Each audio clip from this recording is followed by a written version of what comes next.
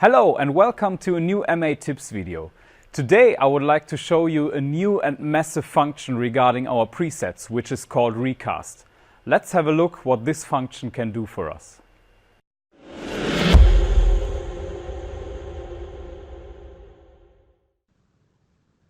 The Recast function is a massive improvement when we talk about working with presets.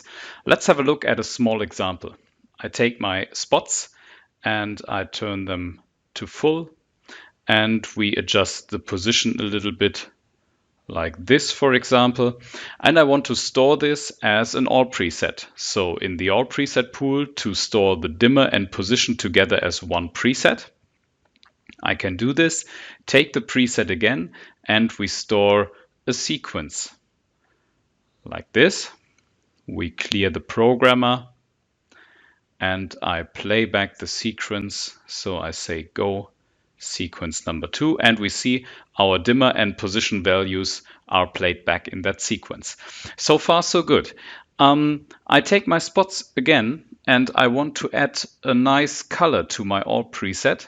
So I adjust the color and we say it's a little bit like this and like that, so to create a nice red. And I store this in my all preset. Merge, to merge it into my existing preset. And what we see is, when I clear the programmer now, that this is not updated in my sequence automatically. So a new attribute in my all preset is not updated automatically. Therefore, we have the new recast function. So what I can do is use the swipe piece to say edit option of this preset. And here I can find the recast function. So now if I recast the preset, you can see that my sequence is automatically updated with the red color. As you can see, this is a massive workflow improvement. For example, also think about color presets where you use RGB, and in the next venue you have RGBW fixtures. Now you update your color presets, but this is not updated in your sequence because the W, so the white attribute, is not part of that sequence.